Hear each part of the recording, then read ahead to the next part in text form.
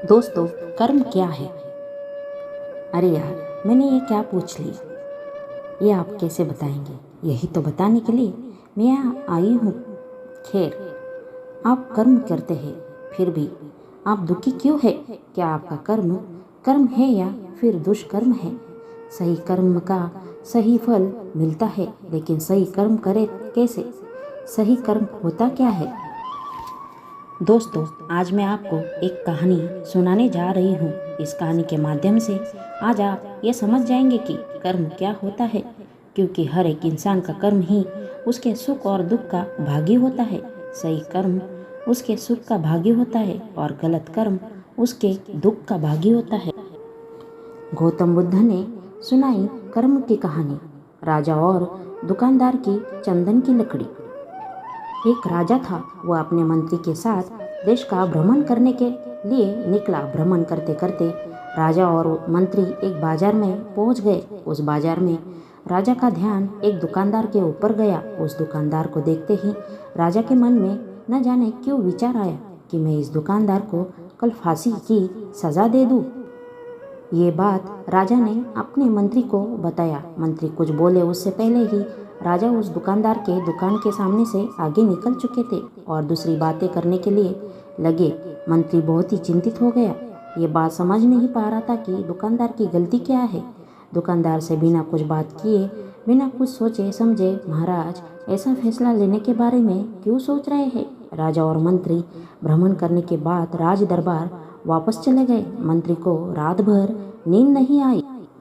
सुबह जगने के बाद मंत्री एक साधारण प्रजा का रूप बनाकर उस दुकानदार के पास गया और उस दुकानदार से पूछा, तुम क्या बेचते हो? दुकानदार ने जवाब दिया, मैं चंदन की लकड़ी बेचता हूँ। फिर मंत्री आसपास के लोगों से दुकानदार के बारे में पूछना शुरू किया। सबने जवाब दिया कि दुकानदार किसी से बोलता नहीं है, हमेशा दुखी रहता है।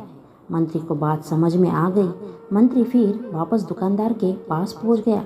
उस दुकानदार से पूछा, तुम दुखी क्यों रहते हो? दुकानदार ने बताया, मैं दुखी इसलिए रहता हूँ क्योंकि मेरी दुकान पर लोग आते हैं, चंदन की लकड़ियाँ सूंघते हैं और बोलते हैं बहुत ही सुंदर है, बहुत ही खूबसूरत है, अच्छी महक है, लेकिन कोई खरीदता नहीं, इसलिए मैं बहुत दुखी रहता हूँ। मंत्री दुकानदार की बात सुनकर खुद भी भाव विभोर हो गया। कोई भी दुकानदार दुखी क्यों ना हो अगर उसके दुकान का कोई भी सामान खरीदना ना चाहे, जबकि सामान में कोई कमी ना हो। मंत्री सोचने लगा कि यह दुकानदार अपने दुखों को वजह से कितनी दुखी रहता है, परंतु राजा इस दुकानदार को फांसी पर क्यों लटकाना चाहते हैं? अर्थात राजा के मन में आए हुए विचार का उत्तर अभी तक मंत्री को नहीं मिला था। मंत्री ने फिर दुकानदार से पूछा, भाई तुम क्या करोगे अगर तुम्हारे दुकान की सारी चंदन की लकड़ियाँ ऐसी रखी की रखी रह जाएगी तो?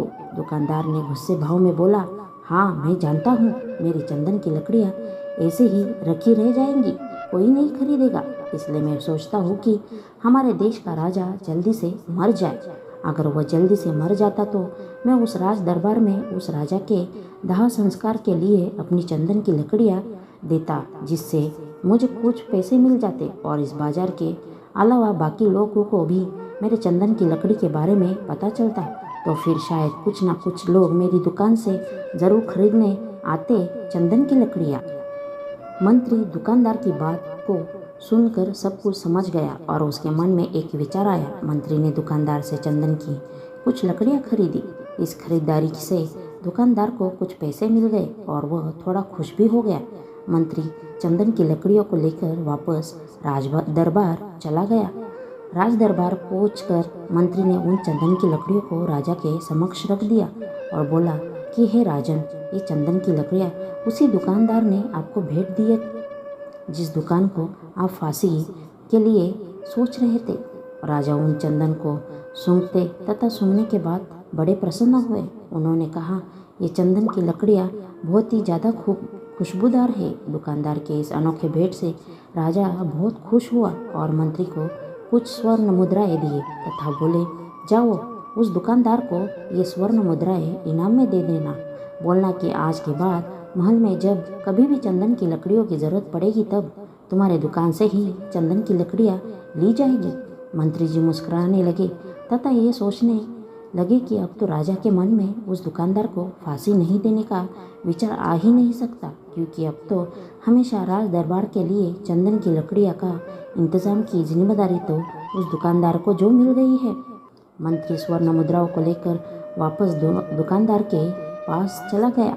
इधर राजा विचार में पड़ गया कि वह दुकानदार तो बड़ी ही अच्छा इंसान है। जिस वक्त मैं उसके बारे में ये सोच रहा था कि मैं इसको कल फांसी दे दूंगा, तब शायद उसने मन में उस समय यह विचार चल रहा था कि राजन पहली बार मेरी दुकान के सामने आए हैं, क्यों ना मैं उनको अपनी सुंदर और खुशबूदार लकड़ियों को भेंट करूं। और आज उसने मुझे भेंट भी किया।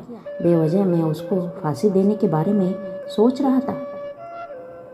इधर मंत्री दुकानदार के पास पहुंच गया। मंत्री ने राजा के द्वार दी गई स्वर्ण मुद्राओं को दुकानदार के देते हुए कहा, जिन चंदन की लकड़ी को कल मैं खरीद कर ले गया, उस चंदन की लकड़ियों को राजा ने बहुत पसंद किया और इनाम के तौर पर तुमको ये कुछ स्वर्ण मुद्राएं दिए हैं। दुकानदार बहुत ही खुश होने लगा। साथ ही साथ मंत्री ने उस दुकानदार को ये भी बताया कि अब आज के बाद राज दरबार में जब भी कभी चंदन की लकड़ियों की ज़रूरत पड़ेगी तो सारी चंदन की लकड़ियाँ तुम्हारी दुकान से ली जाएगी। दुकानदार मंत्री की बात सुनकर बहुत ही खुश हो गया। मंत्री ने दुकानदार से पूछा, क्यों भाई, तुम राजा के बारे में इतना बुरा भला सोचते थे, लेकिन राजा देखो तुम्हारी कितनी चिंता करते हैं। राजा कितने अच्छे हैं। राजा अपनी प्रजा के बारे में कभी गलत नहीं सोचते हैं। दुकानदार मंत्री की बात से सहमत हो गया और बहुत दुखी हुआ। दुकानदार मंत्री से बोला, मैं कितना गलत सोच रहा था। राजा तो बड़े ही अच्छे हैं, बड़े ही भोले हैं। भगवान करे कि राजा की बहुत ही लंबी आयु हो। ये बात सुनकर मंत्री भी बहुत खुश हुआ। फिर मंत्री वहाँ से वापस राज दरबार को चला गया और यही परमात्मा गौतम बुद्ध जी ने इस कहानी से समाप्त कर दिया। फिर अपने शिष्यों से उन्होंने पूछा कि अब बताओ कि कर्म क्या है। दोस्तों, हमारे विचार जैसे रहेंगे हम वैसे ही कर्म करेंगे और उन्हीं विचारों के द्वारा किए हुए कर्म हमारे सुख और दुख के लिए उत्तरदायी होंगे। अर्थात हमारे विचार अगर गलत है तो हमारे द्वारा की हुई कर्म भी गलत होंगी तथा इसका परिणाम भी गलत निकलेगा। परिणामस्वरूप हम दुखी रहेंगे। अगर हमारे विचार सही रहेंगे तो हम सही कर्म करेंगे तो फिर ही सही फल मिलेगा, जिससे हम सुखी रहेंगे। इस कहानी से हमने ये सीखा कि अगर हमारे विचार सही रहेंगे, निष्पाप रहेंगे, तो उन्हीं निष्पाप और सही सोच की वजह से ली गई हर फैसला सही होगा। जब सही फैसला लेंगे तब वह हमारे द्वारा की हुई सही कर्म होगी। जब सही कर्म होगी तो सही परिणाम मिलेगा, जिसकी वजह से हम सुखी रहेंगे, हम खुश रहेंगे। तथा इसी जगह पर अगर हमारे विचार गलत रहेंगे तो हमारे द्वारा ली गई फैसला भी गलत होगी और किया गया कर्म भी गलत होगा, जिसे दुष्कर्म कहा जाता है। और उन्हीं दुष्कर्म के वजह से परिणाम भी गलत मिलेगा। जब दुष्परिणाम मिलेगा तब हम दुखी रहेंगे, परेशान रहेंगे। दोस्त, कर्म का मंत्र यही है कि सही कर्म सुख देगा और दुष्कर्म दुख देगा।